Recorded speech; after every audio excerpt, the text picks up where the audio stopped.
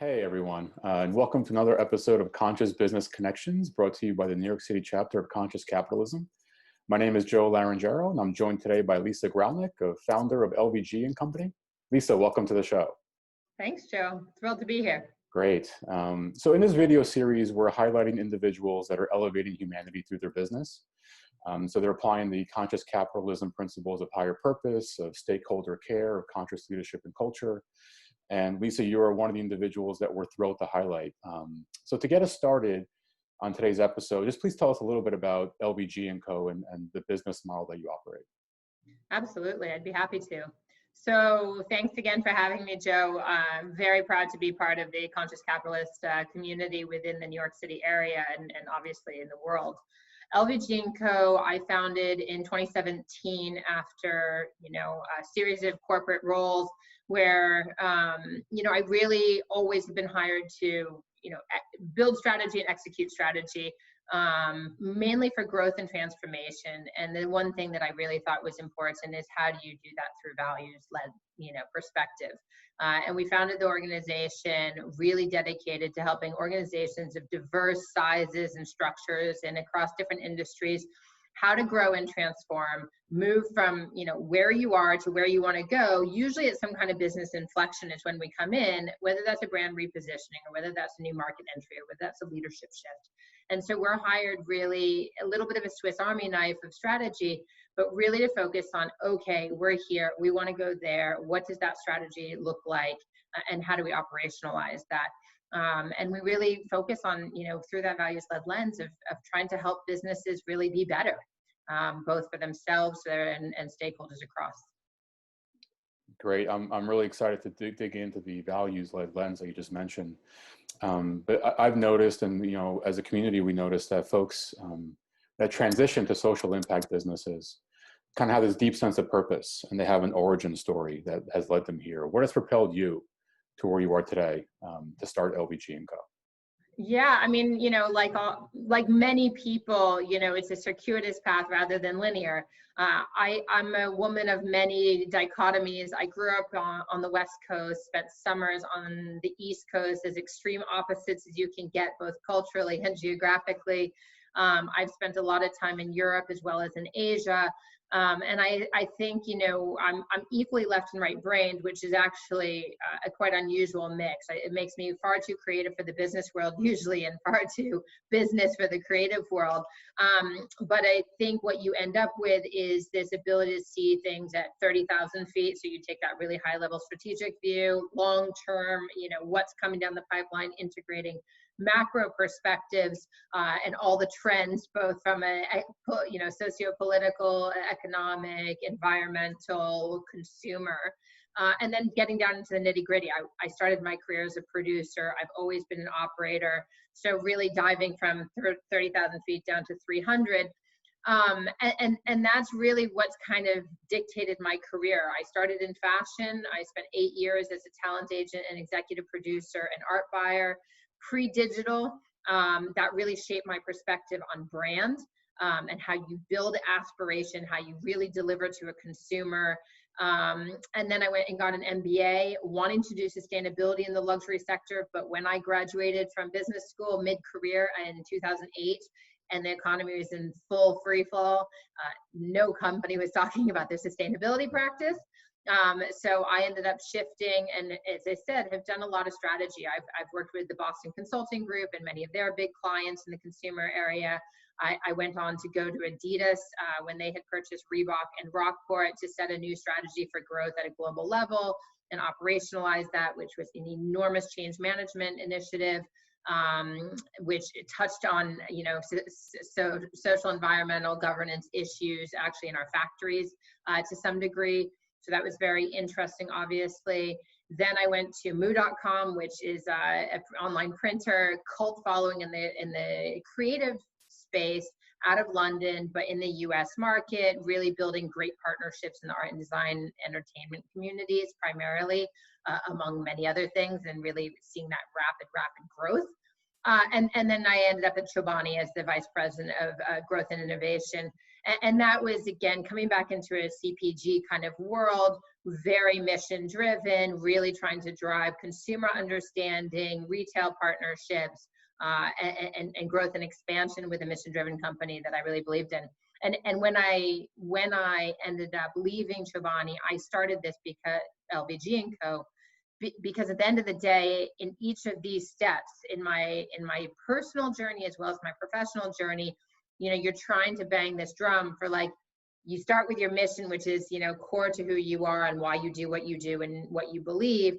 And what are you trying to achieve? That vision, both like at a near in level, strategically, goal setting, annual targets, if you will, but really what's the bigger vision? And how do you connect those dots? And I've been doing this at a micro level, and I really wanted to be able to, start doing it at a higher level, which I'd been able to, be really exposed to in each of these exciting roles that had never existed before I took them previously. And so I know how to navigate change and kind of operationalize things that have never existed before. And that's really why I started LVG Co. And that's how I got here. Yeah, with that breadth of experience and background, I'd love to hear about some of the values you've picked up through your work career, and how they are, or how they have been foundational in your current enterprise of LVG Co. So what are some of these foundational guiding principles that you've picked up and implement in your business now, day to day? Yeah, I mean, I think, Joe, so I wrote my senior thesis and political science thesis in 1998-99 on identity politics. And the title of the thesis, super wonky, was Self and Other, capital S, capital O, bridging the gap between alterity, was basically the idea, which is we are all self to ourselves and other to every other self, because we all are these amalgamation of identities, right? And I don't know how I came to that. You grow up the way you grow up, and I was, taking care of myself as well as others from a pretty young age.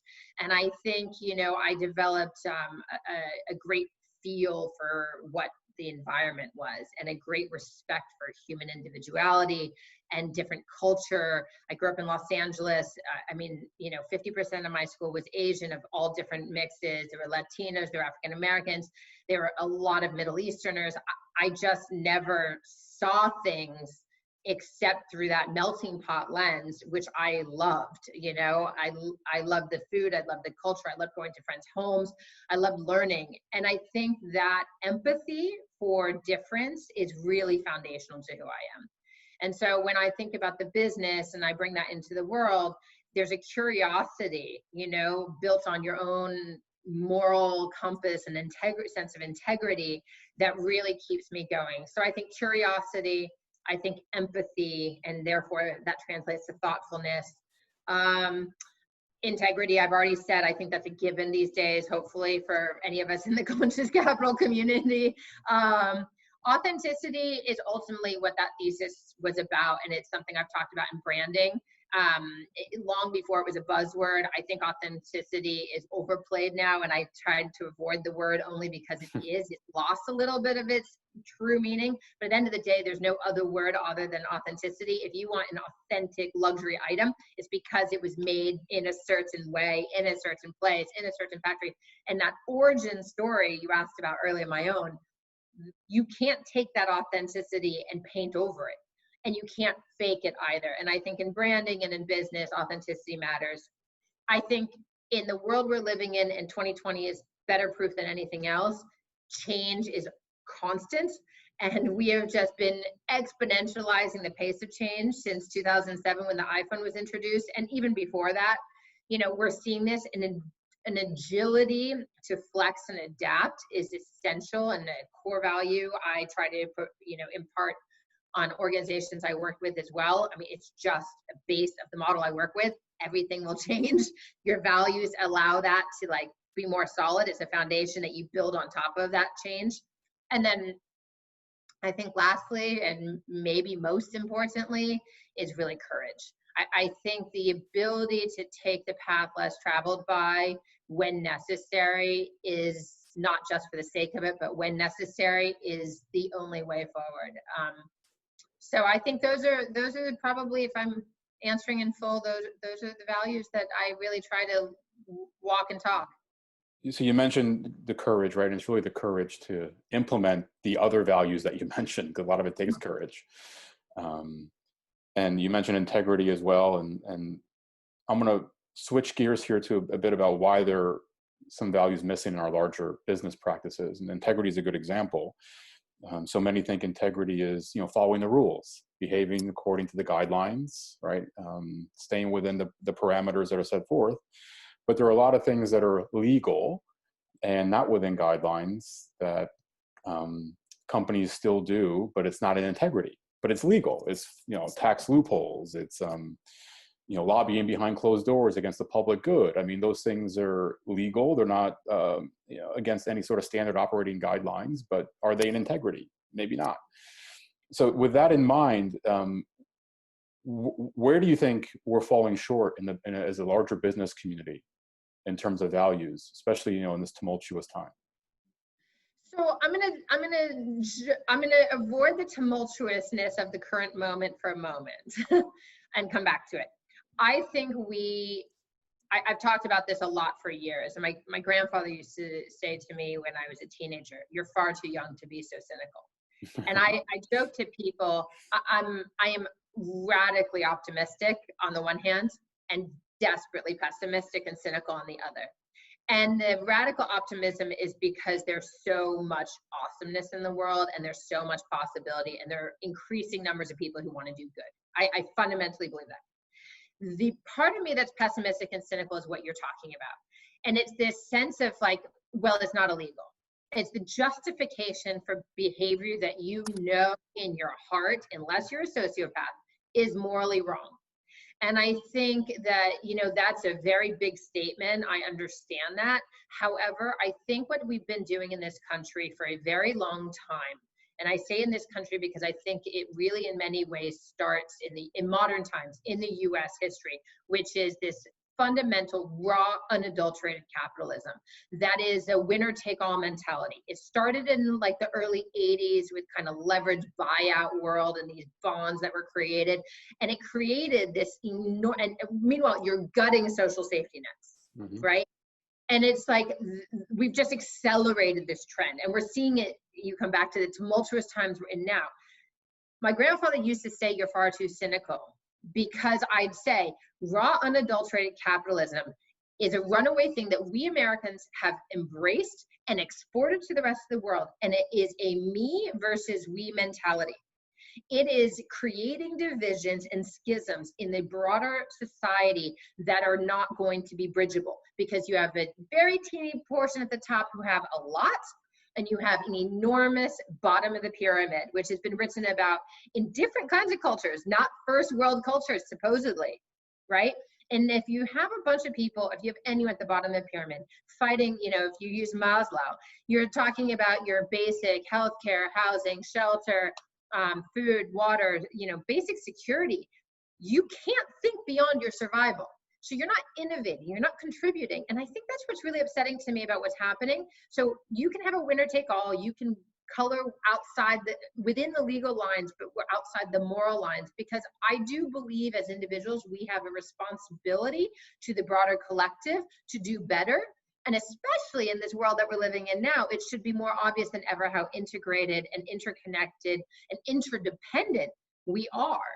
And it's really essential, I think, as businesses, especially who have the money to make a difference, to really think about that and think how we can do better and raise. I do think rising tides raise all ships. And this separation of me, which we're seeing so much of right now, is really not going to get us as a world order or any of us individually to a better place. That's really well said. So sometimes values don't mean much until they cost you something. Values are easy to practice when times are good, business is strong, earnings are high, margins are large. But when any of those things get squeezed, then how do your values come forward, and do you adhere to them just the same? And that's really one of the fundamental things for us as a conscious capitalism community is how do we inspire people to live those values just the same, no matter what? Switching a little bit to gender in the workplace and some of the gender issues that still exist with pay, with representation in certain senior roles. Why do you think that is? Whew. You're not letting me off the hook here, Joe. No. Oh God, I mean, gender in the workplace. Look, we as a world, especially as Americans, like to believe that we are very progressive, that we have come so far. And the reality is, the ERA just passed in certain states this year. You hear, Mrs. America, which is this great, show with Kate Blanchett on Hulu, just covered it. The fight for the ERA in the 60s and what has actually happened since then is not a huge advancement. You have women and getting educated at college levels and postgraduate levels in higher numbers than men, full graduation rates for over 40 years. Like, the education has been there. The problem is that translating education and goodwill into the workplace has not been as easy. And the question that you're asking is, why not? I mean, there's so many reasons for it. I mean, fundamentally, we live in a patriarchal society still that dominates. And there is a very obvious connection between what expectations of women are and this idea that we can have it all, which of course, Sheryl Sandberg made famous in her Lean In, which she then backtracked on, because the truth of the matter is we all in the world, in order to have balance, have to give certain things up. And as women, we're being told you can do it all. And what's happened right now with the pandemic is you're seeing women bear the brunt of childcare, of housekeeping, of earning a living still, of holding it together, of scheduling, of planning, of shifting, of adapting, of all the roles. And I'm hearing my friends, who are mothers especially, but all women say, like, I don't know how I'm going to be able to keep doing this if my kids aren't in school, if I can't have, home health care. I can't do it all. So women are starting to think about dropping out of the workplace in numbers that we have not ever seen given the gains we've had. But of course, this is what's been happening at a micro and macro level for the last 50 years, or especially the last 30, as women have entered the workplace in greater numbers, is there's just too many responsibilities and somehow you have to choose. So, if you have a business culture that doesn't recognize these facts and these disparities and then enable women, as is often the case actually in Europe, you can take 3 years of maternity leave, right? You can come back to a job for up to 5 years in certain countries. You are able to make those balanced choices and you're not ostracized. Whereas in this country, many others as well, you are forced out of the workplace, and then the barriers to re-entry are quite high. You're either going back at a smaller level, you're being managed by someone who's 20 years your junior. People ask you, well, why would you not have been working? So I think that there's, going back to empathy, there's a lack of respect and empathy for the mega role that women are asked to play in all aspects of life, and then the lack of support. Whew. When it comes to around gender in the workplace, and everything you just mentioned is spot on, and thank you for being such a strong voice for it. What do you think about how some of the masculine leadership traits are viewed versus some of the feminine leadership traits are viewed in the workplace? I can't help but think of this campaign that was created earlier this year, and it was to speak about gender equality. And there's been a lot of this. And I think actually Alexandria Ocasio-Cortez, the congresswoman from Queens, regardless of what you think about her politics, has really front and center. And actually all the freshman congresswomen who came in 2018, I think have done a pretty phenomenal job of this, of really putting a mirror up to society and saying, you call me what? Right? If I were a man, you would say I was strong. You would say I'm a leader. You would say I'm assertive, right? All of the plays on words, and this campaign that happened earlier this year did exactly that. You tell me I am, as a man, a powerful leader. You tell me as a woman, I'm a troublemaker. You tell me I am aggressive. You tell me that I am, I forget some of the other words, but they were all negative. So you take a man and you take a woman, and this exact same traits are told to be two different things. And this is really, really, really, really important.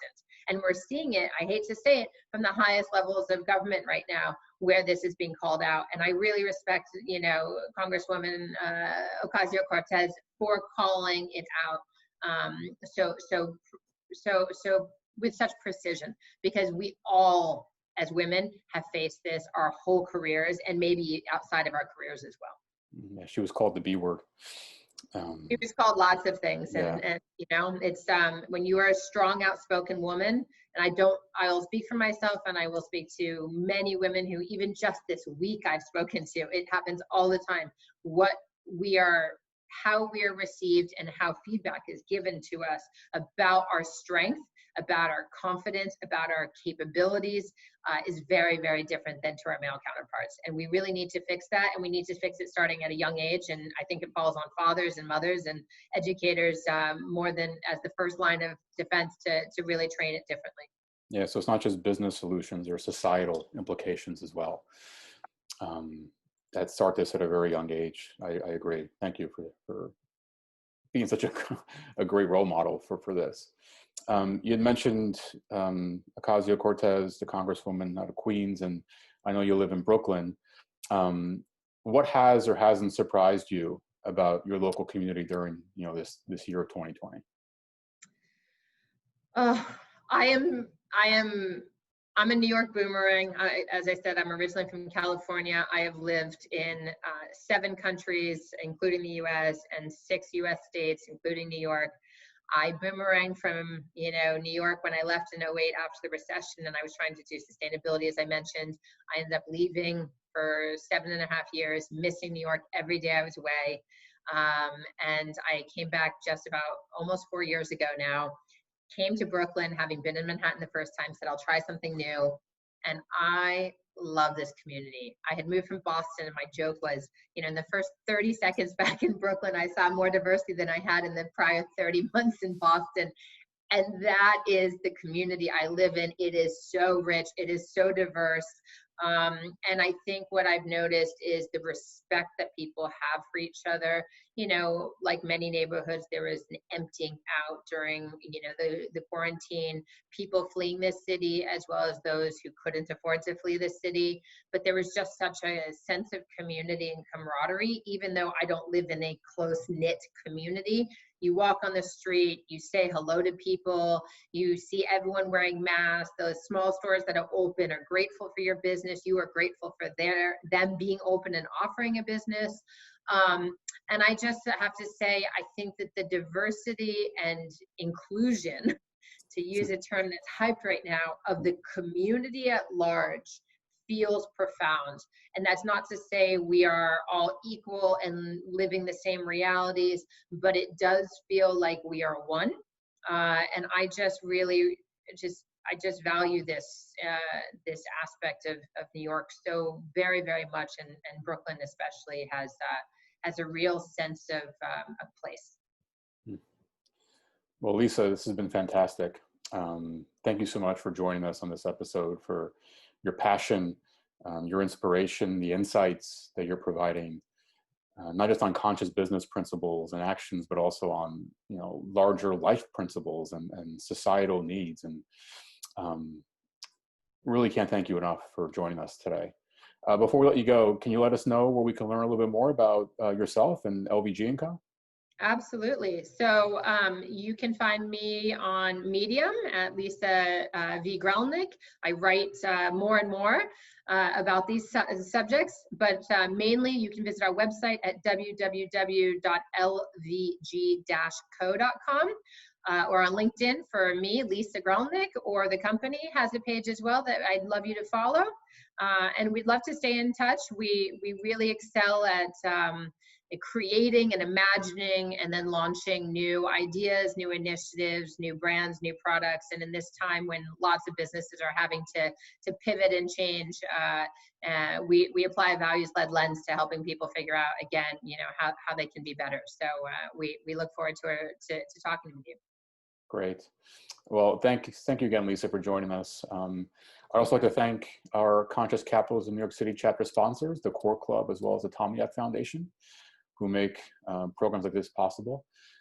So thank you, everyone, for listening, and we hope to see you again on another episode of Conscious Business Connections. Take care.